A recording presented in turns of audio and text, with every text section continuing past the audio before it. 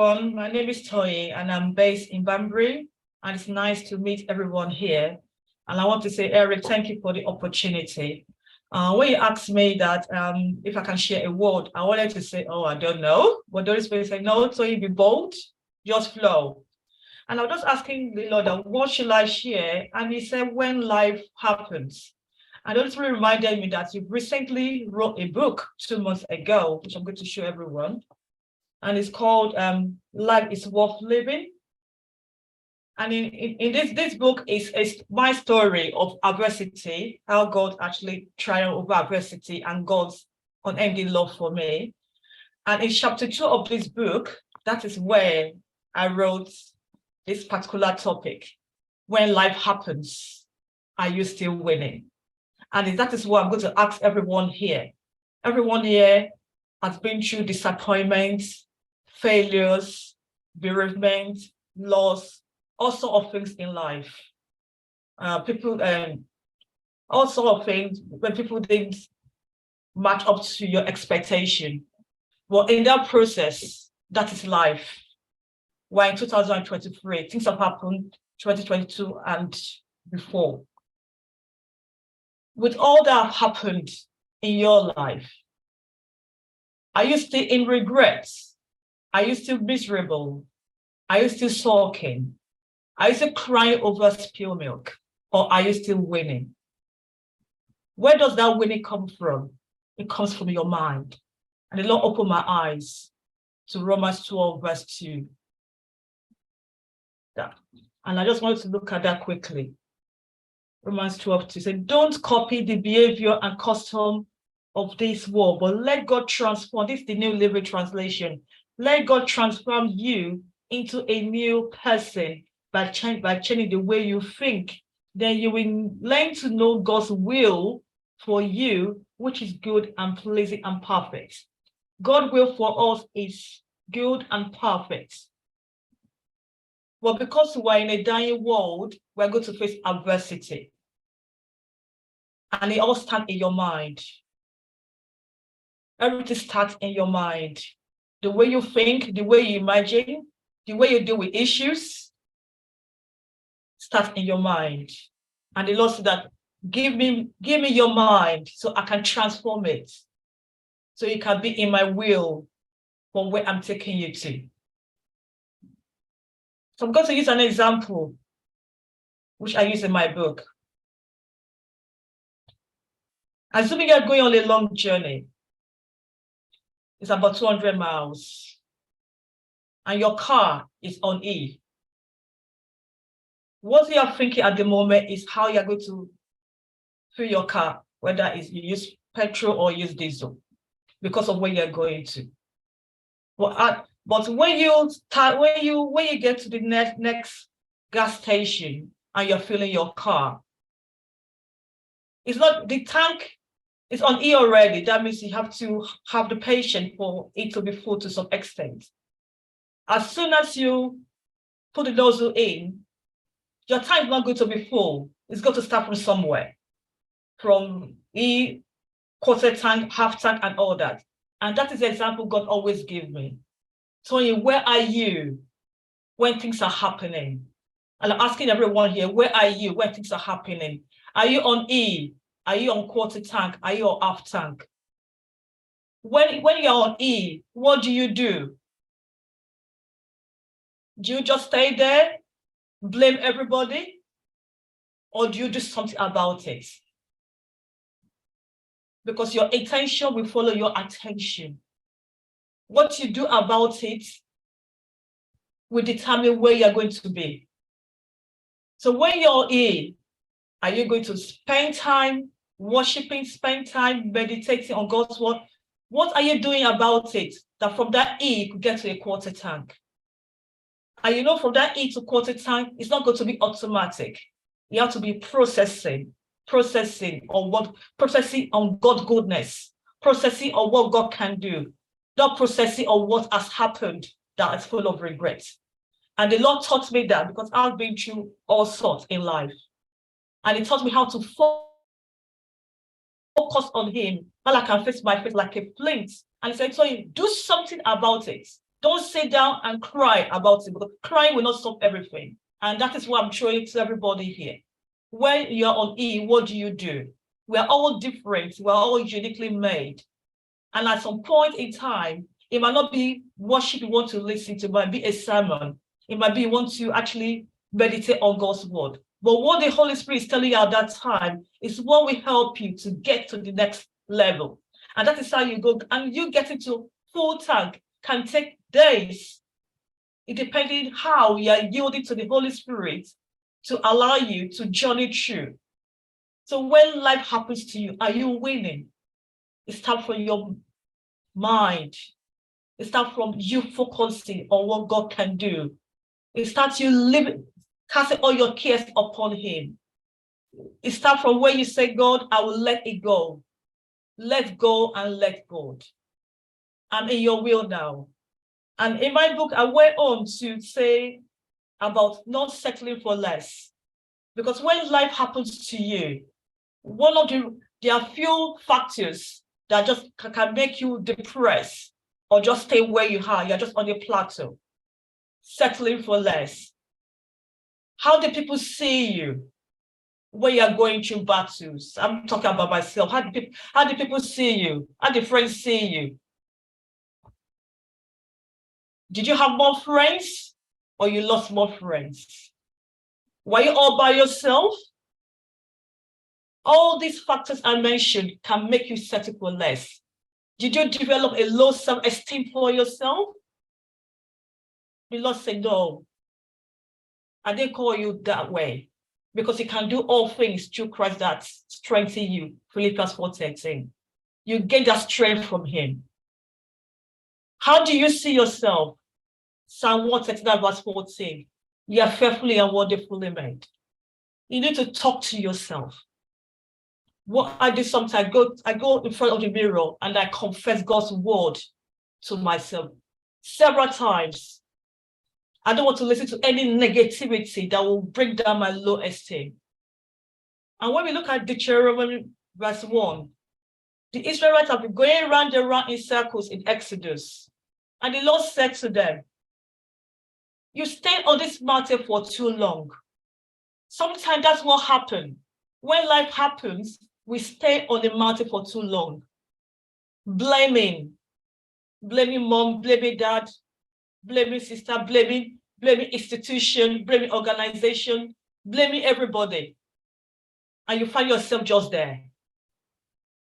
But it's saying that go and break camp in the church. Go and break and go and do what I'm asking you to do. Say, go and occupy. Say, Toyin, go and occupy. It's not what people say about you that matters. It's what I say about you. So you have to listen to what I say about you and break camp. And I'm saying that to everybody here, break camp. Come up higher from any regrets, from anything you've been through. We're in a dying world. Life will happen. We cannot run away from it. It's how you deal with it. Offense will happen. How do you deal with the offense? It's a break camp. Go and occupy. Are you occupying? It doesn't happen overnight. You have to start from where you are. So don't despise small beginnings. A little drop of water make a mighty ocean. So you start from the little drop, and before you know, you've got a mighty ocean. And I went on in my book, I spoke about who are you? Because when life happens to you, you're asking yourself, who am I? What's happening to me? And that's why we ask this question, why me? Why me? And God is saying to you, why not you? I've given you the capacity to go through the trials. I've given you this capacity to go through this adversity. Because there's someone there that you're going to minister to. There's someone that you're going to encourage. So don't ask me that question, why me? Why not me? Who are you? During that time, God is refining you. You're going through fire. You're going through some things. And it's pruning you, John 15. Take some things out of you for His glory, not for your glory. Who are you? Then I go back to Psalm 139, verse 14. God, you're asking me, who am I? I'm fearfully and wonderfully made. Before I was born, You know what I'm going to do here. Before I was born, you've written a script about me, and I need to go by the script you've written about me. I don't want to run another person's race. I want to stay in my lane. I want to stay according to what you've written about me. I want to act my play. I want to make sure I fulfill my assignment. I want to make sure I leave a legacy. Who are you? Are you in your lane? Or are you comparing? It's good to compliment. But when you keep on comparing and you're not focusing, you're not fanning the flame God has given you, you don't go anywhere. Say, who are you? And I went on to say, how can you have your better you? Now you know who are you. A better you. Because when you go through all that, life, disappointments, all sort of things, like my brother Colin said something about his book. And all what you mention in your book can make anybody depressed, can make everybody run away, can make anybody just say, I just want to be by myself. But God created us to be among brethren. That's why we're here today. He didn't create us to be in isolation. There's a time for isolation. There's a time for you for the secret place. But there's a time where we come together, we edify one another.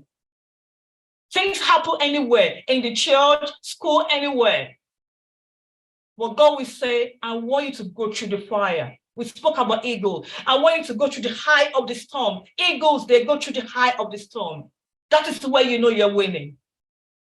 You can't chicken out. You can't be flapping around like a chicken. You have to soar higher like an eagle. And to soar higher like an eagle, there'll be turbulence. There'll be a love along the way. Are you ready to go through the turbulence? Are you ready to be refined? Are you ready to be a better you? I'm saying this to everyone. 2023, the Lord is telling us, I want a better you. Another better you, I'm going to turn you around. I'm going to sharpen you. When we look at Hebrews 4:12, talking about the word of God is sharper than two-edged sword. Sometimes God have to use sandpaper to sandpaper the rough edges in your life so you can be refined. Sometimes you have to bring it out of the miry clay. How do you get diamonds from the mud? You have to go through some things for you to have a better you. And I'm saying here to everyone, let's run the race to have a better you. How do you have a better you? By staying meditating, be in his will, be connected to one another, know how to deal with offense will come. How do you bounce back dealing with offense? Who are you? And in my book, I wrote something here like a better you tips and tricks. Using my example, everybody here have got their tips and tricks in various ways. A better you tips and tricks for Toyin. Meditating on God's goodness, meditating on past testimony, meditating on how God, the end where I didn't know, when my back is against the wall, there was no way. And suddenly something happened. Now I'm going through something similar, maybe more difficult than that. But knowing that he can do it, worshiping him, encouraging myself. And in my book, I said something about how you build your toolkit. How do you build your toolkit for yourself? How do you build it? Like what I said, we're all different. What works for me might not, I can share my experience, but what works for me might not work for you. But you can gain from my experience. And the Lord said that I want you to build a toolkit for yourself. Because there are generations there waiting for your story. There are generations there waiting for your answer. There's generation there waiting for a solution. There's generation there waiting for you to uncover some mysteries. There's generation there waiting for a legacy for great-grandchildren, and they'll be thanking you for what you've done, waiting for your monuments. Are we ready to leave a legacy? Or are we thinking about ourselves alone? Because when we go through things, it's not for ourselves, it's for other people. When I was writing this book, I nearly gave up because I didn't know what to do anymore. And I said, no, I'm going to write this book, because I was doing a lot at the same time. I said, this book is not about me. This book is about anyone. I wrote this book in a way that any cross-section of the population will be blessed and they will see something out of it. I said, this book is a legacy that any generation, whether it's Generation Z or Millennial or whichever generation coming afterwards, will be blessed. I'm asking everyone here, are you winning? Are you going through challenges? Are you going through trial? Are you carrying everything?